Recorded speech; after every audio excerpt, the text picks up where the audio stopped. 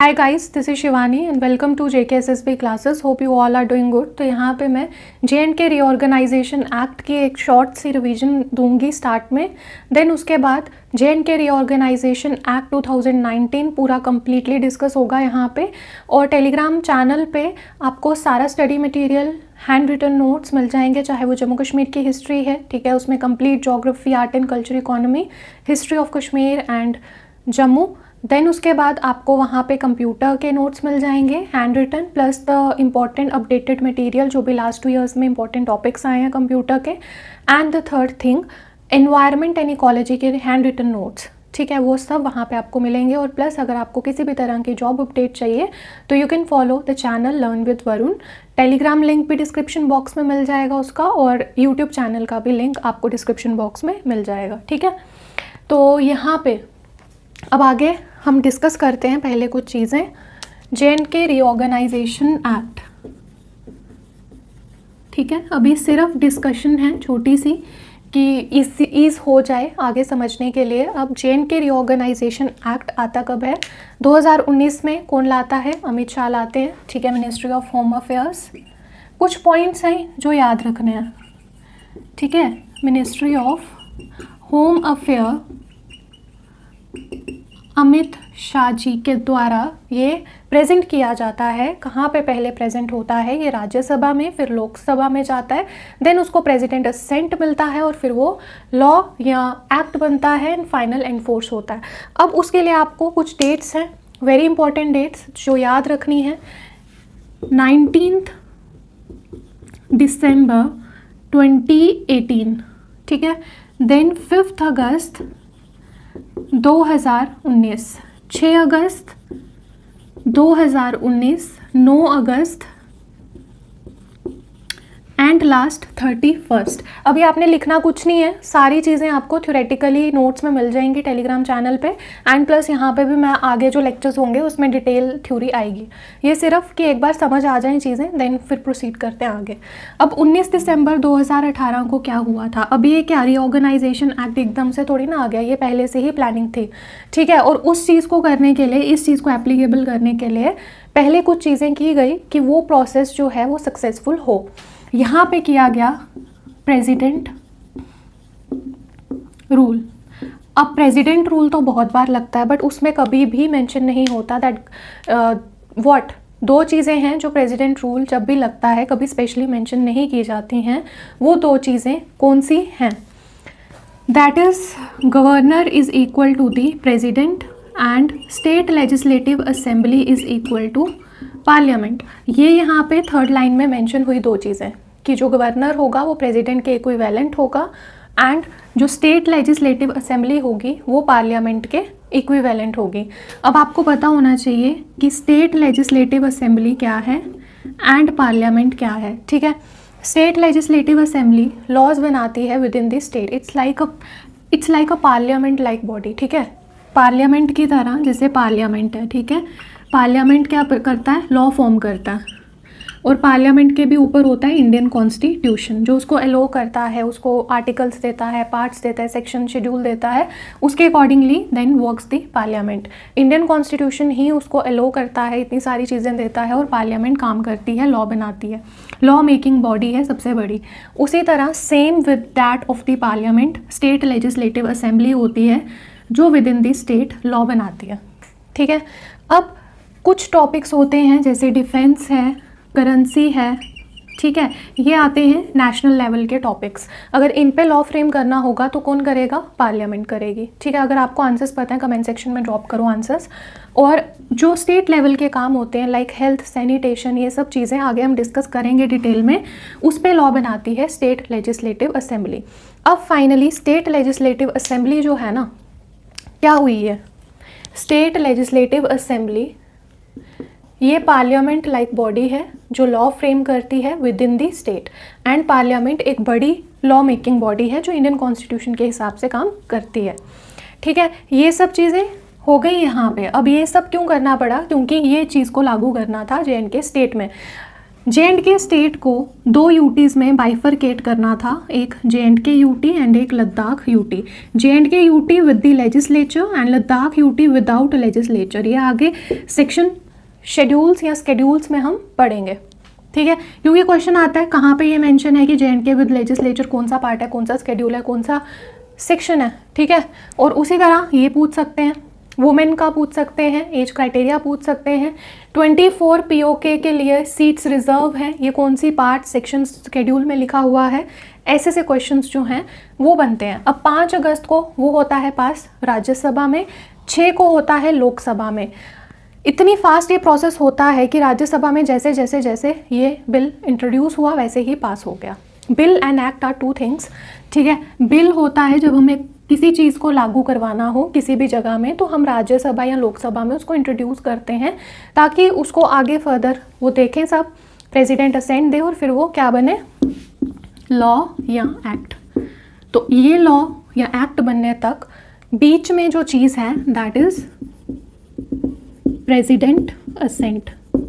President assent देगा तो फिर वो लॉ या एक्ट बनेगा। Bill, law, act is clear, ठीक है। State legislative assembly is clear. Parliament is made up of 3 things, Lok Sabha, Rajya Sabha and president. अब बिल जो इंट्रोड्यूस हो रहा है लोकसभा में हो रहा है, राज्यसभा में हो रहा है, कहीं भी करो because both the houses have the equal power, ठीक है। अब जैसे आप बाई कैमरलिज्म पढ़ते हो, बाई कैमरलिज्म मतलब बाई मीन्स 2, जहाँ पे 2 हाउसेज हैं, ठीक है, और यूनिकैमरलिज्म मतलब सिंगल। तो J&K रीऑर्गेनाइजेशन एक्ट होने के बाद यूनिकैमरलिज्म एग्जिस्ट करता है। कैसे, लेक्चर्स में देखेंगे, अभी हम सिर्फ टीजर ले रहे हैं, कुछ चीज़ों को समझने की कोशिश कर रहे हैं, ठीक है। ये सारी चीज़ें, डेट्स क्लियर। 6 को लोकसभा में होता है, वहाँ भी पास हो जाता है। 9 को प्रेसिडेंट असेंट मिलता है और 31 को एनफोर्स होता है। एनफोर्स मतलब लागू होना, एक्शन में आना, ठीक है। उसके बाद अब एक चीज़ और है, ठीक है, कि जो J&K स्टेट था, ठीक है, इसको तोड़ने की ज़रूरत क्यों पड़ी और कौन सा ऐसा इंडियन कॉन्स्टिट्यूशन का हिस्सा है, पार्ट है, आर्टिकल है जो अलाउंस देता है किसी भी स्टेट को यूटी में कन्वर्ट करने का, यूटी को स्टेट में नेम चेंज करने का, पॉलिटिकल बाउंड्रीज चेंज करने का। तो दैट इज़ आर्टिकल 3, ठीक है, ये आपको पेपर में आ सकता है। अब आर्टिकल 3 किसके अंडर आता है, part 1 of the Indian constitution, ठीक है। Part 1 that is union and it's territories. Part 1 क्या है, यूनियन एंड इट्स टेरिटरीज। अब इसी पार्ट 1 में 4 आर्टिकल हैं, article 1, article 2, article 3, article 4। Article 1 India that is Bharat, बहुत बार पॉलिटी का ये क्वेश्चन आया है। और जैसे पहले RTI एक्ट सेपरेटली मेंशन होता था, मैंने JK SSB की एक पुरानी बुकलेट देखी, उसमें सिलेबस में मेंशन था RTI act, just like same जैसे JK पंचायती राज एक्ट है, J&K रीऑर्गेनाइजेशन एक्ट है। J&K रीऑर्गेनाइजेशन एक्ट तो JKPSI में सेपरेटली मेंशनड है ना। बाकी अगर आप बात कर लो SI फाइनेंस की, वहाँ पे ये दोनों सेपरेटली मेंशनड हैं, यानी कि इन दोनों से 4 to 5 क्वेश्चंस बनते हैं। उसी सेम RTI एक्ट से भी 2 से 4 क्वेश्चन आते थे पहले। जब कोई टॉपिक सेपरेटली मेंशनड है that means 4 to 5 questions are definite from that topic, ठीक है। पार्ट 1 में आर्टिकल 1 आ गया, ये आर्टिकल 2 आता है जैसे इंडिया का जो हिस्सा नहीं है, जैसे बलूचिस्तान है वो कल को इंडिया का हिस्सा बनना चाहता है, उसको कैसे बनाएंगे। इंडियन कॉन्स्टिट्यूशन का part 1 article 2 gives the permission for that, ठीक है। इंडिया के बाहर के हिस्से का, इंडिया की जो टेरिटरी नहीं है, ठीक है, जो इंडिया आउटसाइड टेरिटरीज है इंडिया की, अगर वो इंडिया का हिस्सा बनना चाहती हैं तो पार्ट 1 आर्टिकल 2 से हम उसको बना सकते हैं। और अगर कोई इंडिया की ही टेरिटरी है, लाइक तेलंगाना को अलग किया आंध्र प्रदेश से, चंडीगढ़ यूटी बनी, ठीक है, कॉमन है, पंजाब हरियाणा की, ये सब चीज़ें कैसे हो रही हैं, ये कौन परमिशन दे रहा है, ये परमिशन दे रहा है आर्टिकल 3 पार्ट 1। तो अगर आपको ऐसे क्वेश्चन में आ जाए कि Telangana, Andhra Pradesh, political boundaries, name change हो रहे हैं जो, तो वो किस तहत हो रहे हैं, कौन से पार्ट ऑफ इंडियन कॉन्स्टिट्यूशन के तहत हो रहे हैं, 1, 2, 3 या 4, तो दैट इज़ पार्ट 1। वो भी कौन सा आर्टिकल, ऑप्शन में 4 आर्टिकल होंगे तो आर्टिकल 3। आर्टिकल 2 में वो वाले होते हैं जो इंडिया की बाहर की टेरिटरीज हैं, लाइक बलूचिस्तान, और आर्टिकल 3 में वो वाले जो इंडिया की टेरिटरी हैं। अभी मैं कुछ आपको ऑली बोर्ड टेक्स्ट बुक के क्वेश्चंस बताऊंगी किस तरह से आए हैं, कंफ्यूज नहीं होना है, क्योंकि आगे प्रॉपर डिस्कशन होगी, वो क्वेश्चन आपको अच्छे से पता चलेंगे कि किस तरह से बनाए गए हैं, किस तरह से पूछे गए हैं। ठीक है, वो डिस्कस करते हैं आगे। यहाँ पे कुछ क्वेश्चंस हैं, इन क्वेश्चंस का पहले स्क्रीनशॉट ले लो। होप आपने स्क्रीनशॉट ले लिया होगा। ये क्वेश्चंस मैंने ऑली बोर्ड टेक्स्ट बुक से निकाले हैं। ठीक है, what shall be the size of the council of minister of the total number of members in the assembly. ये क्वेश्चंस लाने का मकसद यही है।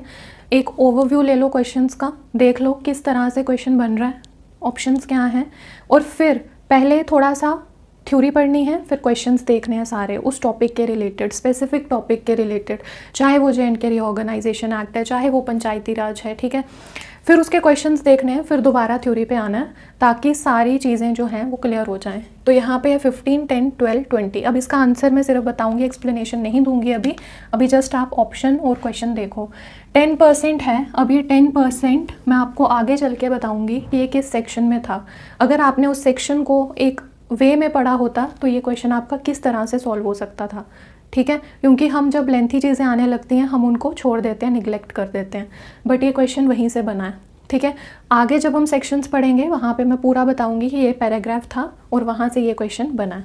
हाउ मैनी लोकसभा सीट्स, कितनी लोकसभा सीट्स जो हैं वो यूटी ऑफ J&K को दी गई हैं। अगर राज्यसभा सीट्स की बात करें तो वो 4 हैं, ये भी मैं आगे बताऊँगी। ठीक है, ये आपको पता चलेगा स्केड्यूल से।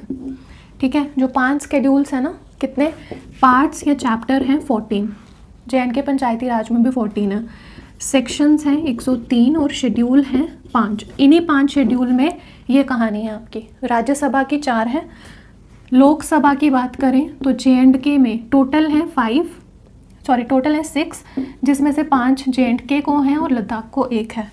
How many Lok Sabha seats will be in the new UT of J&K। तो न्यू यूटी ऑफ J&K को लोकसभा सीट्स टोटल 6 हैं, 6 में से 5 J&K की हैं, 1 लद्दाख की है। तो यहाँ पे 5th इज़ द आंसर। अगर यहाँ पे होता new UT of Ladakh, J&K की जगह होता लद्दाख, तो यहाँ पे फिर ऑप्शन में अगर यहाँ 1 होता तो this was the answer. Question ये वाला, which section deal with the reservation of women in legislative assembly. Section 14, 15, 11 या 17, दिस इज सेक्शन 15। आगे बताऊंगी किस तरह से हमने सेक्शन पढ़नी थी तो ये आंसर निकलता। उसी तरह से POK में किस तरह से 24 सीट्स हैं ये भी हम आगे पढ़ेंगे। प्लस जिस टाइम पे ये रीऑर्गेनाइजेशन एक्ट पास हुआ उस टाइम गवर्नर कौन थे, इम्पॉर्टेंट, सत्यपाल मलिक। एंड कौन से प्रेसिडेंट ने ये पास किया था, रामनाथ कोविंद जी ने। दिस इज़ वेरी इंपॉर्टेंट चीज़ें हैं जो डिस्कस कर लेते हैं। फर्स्ट LG ऑफ J&K कौन थे, Girish Chandra Murmu, important. Second is Manoj Sinha जो अभी भी हैं। First LG of Ladakh is Radha Krishna Mathur. Delhi agreement 1952 में हुआ, किसके बीच में, जवाहरलाल नेहरू एंड शेख अब्दुल्ला के बीच में। आगे हमने डिस्कशन करनी है इसमें प्रेसिडेंशियल ऑर्डर 1954, जिसमें आर्टिकल 350 एंड 35A की डिस्कशन होगी। दैट्स वाई आर्टिकल 3 जो था पार्ट 1 में, आर्टिकल 3 जो था वो इम्प्लीमेंट नहीं हो पा रहा था J&K में, क्योंकि J&K स्टेट पे एक शील्ड था 350 35A का। ये किस तरह से ब्रेक होता है, क्या प्रोसेस होता है, हमने लेक्चर में करना है। ठीक है, अब किस डेमोग्राफिक मॉडल, किस यूटी का मॉडल किस तरह से बनता है वो डेमोग्राफी पे डिपेंड करता है। डेमोग्राफी भी एक अलग सा टॉपिक आता है, आपके फॉर्म में था ये डेमोग्राफी टॉपिक, स्टैटिस्टिक में भी था। ठीक है, तो डेमोग्राफिक स्टडी स्टैटिस्टिकल स्टडी होती है। दिल्ली में जैसे 11,297 पर्सनस पर स्क्वायर किलोमीटर रहते हैं। मेट्रोपॉलिटन सिटी, वहीं अगर चंडीगढ़ की बात की जाए तो 200 पर्सन पर स्क्वायर किलोमीटर रहते हैं। तो हर एक यूटी का अलग एक मॉडल होता है चलाने का, एडमिनिस्ट्रेशन करने का। अब दिल्ली का अलग है बिकॉज यहाँ पे पर स्क्वायर किलोमीटर पॉपुलेशन ज़्यादा है चंडीगढ़ के मुकाबले में, और J&K का लगा लो कितने कम लोग हैं यहाँ भी, इट्स नॉट अ मेट्रोपॉलिटन, बहुत बैकवर्ड है अभी।